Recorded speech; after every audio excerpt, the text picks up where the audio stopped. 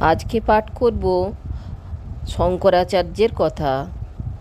শঙ্করাচার্যের আবির্ভাব হয়েছিল ইতিহাসের এক সন্ধিক্ষণে। তখন অন্তর্দ্বন্দ্বে হিন্দু ধর্মের অবস্থা শোচনীয়। হিন্দু ধর্ম হয়ে পড়েছে আচার সর্বস্ব।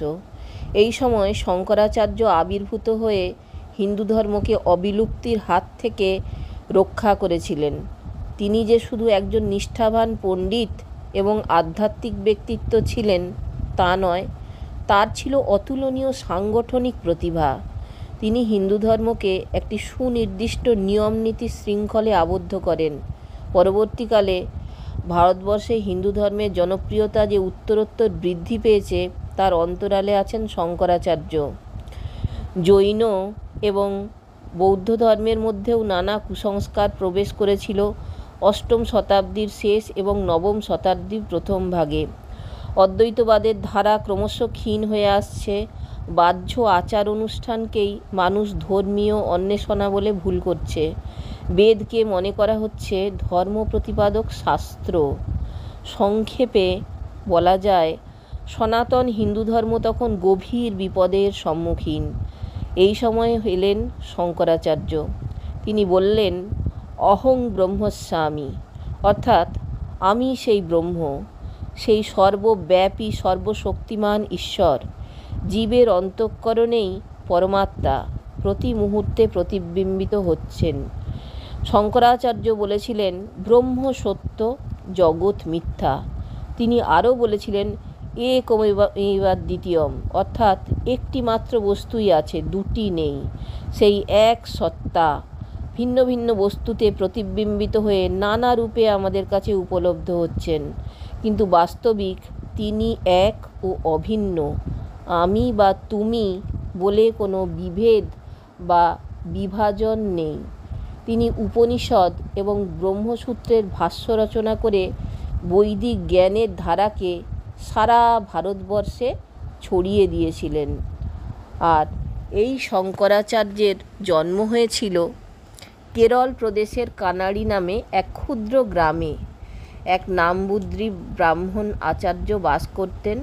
সেখানে শাস্ত্রচর্চা, অধ্যাপনা এবং শিবের আরাধনা নিষ্ঠাবান ব্রাহ্মণ শিবগুরু জীবনের ব্রত ছিল। শিবগুরুর স্ত্রী বিশিষ্টা দেবীও একজন ধর্মপরায়ণা মহিলা ছিলেন। গ্রামের এক প্রান্তে ছিল চন্দ্রমৌলীশ্বরের মন্দির এবং সেই মন্দিরে ছিল জাগ্রত শিবলিঙ্গ। তা আচার্য শিবগুরু ও তার স্ত্রী বিশিষ্টা দেবী সেই মন্দিরে নিয়মিত জপ তপ করতেন এবং শিবের আরাধনা করে তাদের দুঃখের কথা জানাতেন। একদিন শিবগুরু যখন শিবের ধ্যানে তন্ময় হয়েছিলেন, সহসা এক দৈববাণী শুনতে পেলেন কানে, বৎস, তোমার প্রতি প্রসন্ন হয়েছি আমি, বরদান করছি, শিবকল্প মহাজ্ঞানী এক পুত্র লাভ করবে তুমি।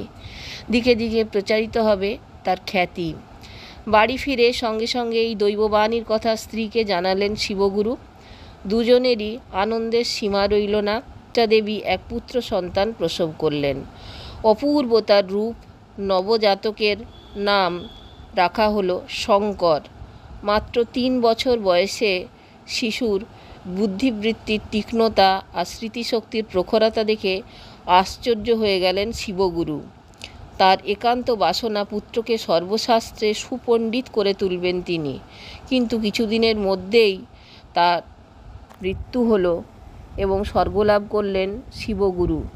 একদিকে স্বামী শোকে কাতর, আর অন্যদিকে সংসার চালানো ও পুত্রকে মানুষ করে তোলার চিন্তায় বিষণ্ণ বোধ করতে লাগলেন বিশিষ্টা দেবী। শঙ্করের বয়স তখন মাত্র 5। সেই সময়ই পুত্রের উপনয়ন দিলেন বিশিষ্টা দেবী। উপনয়নের পর তাকে শাস্ত্রপাঠের জন্য গুরুগৃহে পাঠানো হলো। শঙ্কর শুধু দেখতেই সুদর্শন ছিলেন না, তার মেধা ছিল তীক্ষ্ণ। গুরুমশাই তাই তাকে প্রথম থেকেই স্নেহ করতেন। টোলের একধারে বসে তার প্রাথমিক পাঠের সব পড়া তৈরি করে শঙ্কর। কিন্তু সে শুধু নিজের পড়াই পড়তো না, আচার্য উচ্চ শ্রেণীর ছাত্রদের যেসব শাস্ত্র পড়াতেন সে সব শুনে যেত সে। শঙ্কর ছিল শ্রুতিধর। একবার যা সে শুনতো তারপরে হুবহু বলে দিতে পারত। এক একদিন সে আচার্যের সামনে উচ্চ শ্রেণীর পাঠ্য নিয়ে দিত। তাতে আশ্চর্য হয়ে যেতেন টোলের সকলে। আচার্য বুঝলেন শঙ্কর সাধারণ ছেলে নয়, ঈশ্বরদত্ত মহাপ্রতিভার অধিকারী সে। উজ্জ্বল ভবিষ্যতের বিরাট সম্ভাবনার বীজ নিহিত হয়েছে তার সেই বাল্যজীবনের মধ্যেই। সেদিন থেকে আচার্য উচ্চ শ্রেণীর পাঠ্যক্রম নির্দিষ্ট করে দিলেন শঙ্করের জন্য। শঙ্করের বয়স তখন মাত্র 5। এরপর 2 বছরের মধ্যেই সে টোলের সব পাঠ্য বিষয়ে অক্লান্ত চেষ্টায় আয়ত্ত করে ফেলল শঙ্কর। বেদ, বেদান্ত, স্মৃতি, পুরাণ প্রভৃতি সব শাস্ত্র ব্যুৎপত্তি অর্জন করে মাত্র 7 বছর বয়সে বাড়ি ফিরে এলো। বাড়ি ফিরে এসেই সাষ্টাঙ্গে মাকে প্রণাম করল। গর্বে মায়ের বুক ফুলে উঠল। শঙ্করের প্রতিভার কথা চতুর্দিকে ছড়িয়ে পড়ল। মায়ের আনন্দের সীমা রইল না। শঙ্কর এবার বলল, আমি এখন স্থির করেছি, আমি এখন ঘরে থেকেই অধ্যাপনা করব, আর বাকি সময় তোমার চরণ সেবা করব। মা ছেলেকে কোলে নিয়ে আশীর্বাদ করলেন। কিছুদিনের মধ্যেই বাড়িতে এক চতুষ্পাঠী খুলে বসলেন শঙ্কর। সকলে আশ্চর্য হয়ে গেল। স্থানীয় পণ্ডিতেরা তাচ্ছিল্যভাবে বলাবলি করতে লাগলো, অনভিজ্ঞ বালক শাস্ত্রের কি জানে, কিসে পড়াবে। তারা প্রথমে আমল দিতে চাইলেন না, কিন্তু তার বুঝতে পারলেন পরে শাস্ত্রজ্ঞান, স্মৃতিশক্তি, বুদ্ধিমত্তা ও তর্ক প্রতিভার অধিকার শঙ্করের জন্মগত। শঙ্করের চতুষ্পাঠীতে ছাত্র সংখ্যা বেড়ে যেতে লাগলো দিনে দিনে, আর অধ্যাপনার খ্যাতিও চতুর্দিকে ছড়িয়ে পড়ল। শঙ্করের মাতৃভক্তি ছিল গভীর। প্রতিদিন অধ্যাপনা ও পূজার্চনার অবশিষ্ট সময় মায়ের সেবা করে কাটাতেন তিনি। বিশিষ্টা দেবী তখন বয়সে বৃদ্ধা হলেও ধর্মপরায়ণা, তৎপরতা কিছু কমেনি। প্রতিদিন সে কুলদেবতা কেশবের পুজো দিতে। পুজোর আগে রোজ গ্রামে হতে কিছুটা দূরেই আলোয়াই নদীতে স্নান করতে আসতেন। একদিন একটা ঘটনা ঘটল। সকালে আলোয়াই নদীতে স্নান করতে গিয়ে ফিরে আসতে দেরি হওয়ায় শঙ্কর উৎকণ্ঠিত হয়ে গেলেন এবং পথ হাঁটতে হাঁটতে সে মাঠের ধারে অশক্ত অবস্থায় মাকে মূর্ছিত পড়ে থাকতে দেখলেন। তাকে ঘিরে ভিড় জমে গেল। অনেক সেবা শুশ্রূষা করার পর মায়ের জ্ঞান ফিরল। শঙ্কর বুঝতে পারলেন রোজ নদীতে স্নান করতে আসা মার পক্ষে সম্ভব নয়, এবং তিনি তখন ভগবানের কাছে কাতর প্রার্থনা করলেন যে আমার মা বৃদ্ধ হয়েছেন, প্রতিদিন তার এই পথশ্রম ও দেহকষ্ট আমি যেন নিতে পারছি না। কৃপা করে তুমি আলোয়াই নদীর স্রোতটাকে আমাদের বাড়ির দিকে এনে দাও। এ জীবনে আমার কোনো প্রার্থনাই নেই, শুধু এই নদীর স্রোতধারাটি বাড়ির কাছে নিয়ে এসো। ভগবান এই ব্রহ্মচারী সত্যসাধক বালকের প্রার্থনা পূরণ না করে পারলেন না। দেখতে দেখতে কুল ভেঙে আলোয়াই নদী সত্যি শঙ্করের বাড়ির কাছে এসে পড়ল। বালক শঙ্করের অধ্যাপনার খ্যাতি সঙ্গে সঙ্গে অলৌকিক শক্তির কথাও চতুর্দিকে মুখে মুখে ছড়িয়ে পড়ল। শঙ্করের এই প্রতিভা ও অলৌকিক শক্তির কথা ক্রমে একদিন কেরলের রাজা চন্দ্রশেখরের কানে গিয়েও পৌঁছল। বিদ্যানুরা কৌতূহলী হয়ে শঙ্করকে দেখতে চাইলেন। তার বাড়িতে মন্ত্রীকে পাঠালেন, কিন্তু শঙ্কর মন্ত্রীকে বললেন, মন্ত্রীবর, আমি ভিক্ষুক ব্রাহ্মণ, রাজসভায় আমার তো কোনো প্রয়োজন নেই। তখন এবং তার সঙ্গে তত্ত্বালোচনা করতে নিজেই একদিন শঙ্করের বাড়িতে উপস্থিত হলেন।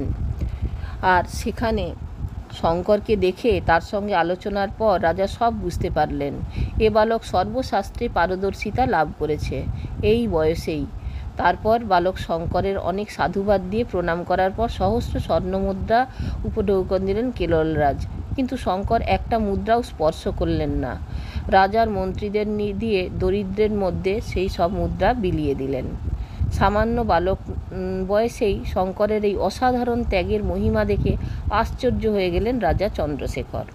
আর একদিন শঙ্করের বাড়িতে কয়েকজন প্রসিদ্ধ ব্রাহ্মণ পণ্ডিতেতে উপস্থিত হন এবং বালক অধ্যাপক শঙ্করের খ্যাতির কথা শুনে তারা নিজেরা আলাপ করতে, পরিচয় করতে এসেছেন তার সঙ্গে। শঙ্করের সঙ্গে আলাপ আলোচনার পর তারা সত্যি আশ্চর্য হয়ে গেলেন। তারা তখন বিশিষ্টা দেবীকে তার পুত্রের কোষ্ঠী বা জন্মকুণ্ডলীটি আনতে বললেন। মা শঙ্করের কোষ্ঠী আনলে তা বিচার করে তারা দেখলেন এই বালক পরবর্তীকালে যুগাচার্য ও আধ্যাত্ম জগতের এক বিরাট নেতারূপে শুধু আপন বংশ নয়, সারা দেশের মুখ উজ্জ্বল করবেন। সে কথা তার মা বিশিষ্টা দেবীকে জানালেন। মা বিশিষ্টা দেবী তখন পণ্ডিতদের বললেন, কিন্তু আমার ছেলের পরমায়ু কতদূর তা একবার দেখুন তো। তখন তারা জন্মকুণ্ডলী বিচার করে পণ্ডিতেরা অত্যন্ত ভীত এবং সন্ত্রস্ত হয়ে উঠলেন। বললেন শঙ্করের আয়ু বেশি নয়, তিনি 16 অথবা 32 বছর বেঁচে থাকবেন। এই কথা শুনে শঙ্করের মা অত্যন্ত দুঃখ পান। আর শঙ্কর তখনই চিন্তা করেন, স্বপ্নকালীন জীবনে সংসার আর কী লাভ, আমি অমৃতের সন্ধানে সন্ন্যাস গ্রহণ করব। এই বালক বয়সেই শঙ্কর সংসার ত্যাগ করে নর্মদা পরিক্রমার উদ্দেশ্যে যাত্রা করলেন। এই পরিব্রাজনকালে তিনি মহাযোগী গোবিন্দপাদের নাম শুনেছিলেন। ঋষি পতঞ্জলি নাকি এই মহাত্মার দেহ আশ্রয় করে আছেন। গোবিন্দপাদের সঙ্গে সাক্ষাৎ করার জন্য চললেন ওঙ্কারনাথ পাহাড়ের দিকে। ওঙ্কারনাথ গিরিগুহায় এসে গোবিন্দপাদের শরণাপন্ন হলেন। শঙ্করকে দেখে তাকে শিষ্যরূপে গ্রহণ করলেন।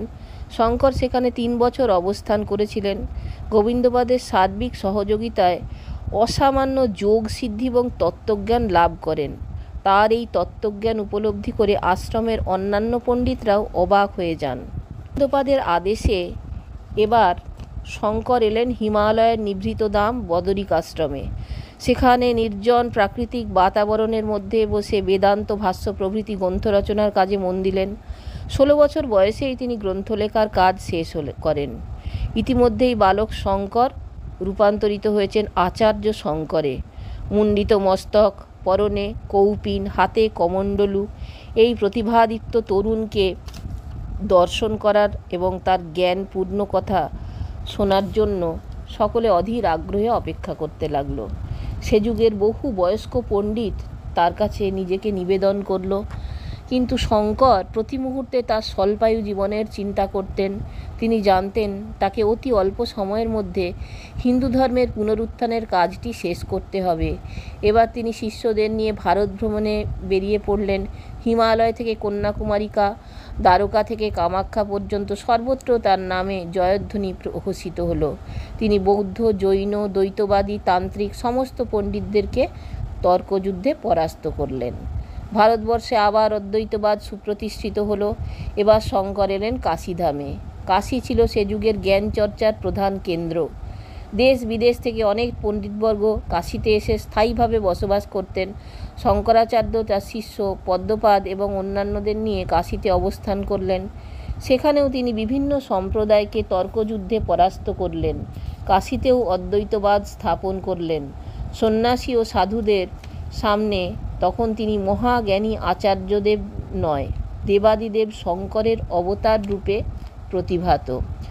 শঙ্করাচার্য বুঝতে পেরেছিলেন ক্ষয়িষ্ণু হিন্দু ধর্মকে রক্ষা করতে হলে কতকগুলি সুকঠোর নিয়মনীতি প্রবর্তন করতে হবে। 3-4টি স্থানে 4টি মঠ স্থাপন করলেন। দ্বারকাতে স্থাপিত হলো সারদা মঠ, পুরী অথবা নীলাচল ধামে গোবর্ধন মঠ, জ্যোতির্ধামে যোশী মঠ এবং রামেশ্বরে শৃঙ্গেরি মঠ। তিনি তার শিষ্যদের নামানুসারে 10টি সম্প্রদায় প্রবর্তন করলেন। এই 10টি সম্প্রদায়কে বলা হয় দশনামী সম্প্রদায়। তার প্রধান 4 জন শিষ্য ছিলেন পদ্মপাদ, হস্তামলক, সুরেশ্বর এবং ত্রেটক। পদ্মপাদের 2 প্রিয় শিষ্যের নাম তীর্থ ও আশ্রম। হস্তমালকের 2 প্রিয় শিষ্য বন ও অরণ্য। সরস্বতী, পুরী এবং ভারতী নামে সুরেশ্বরের 3 জন প্রিয় শিষ্য ছিলেন পর্বত এবং সাগর। এই 10 জনের নামে সৃষ্টি হলো 10 নামী সম্প্রদায়, নামে 10টি সম্প্রদায়।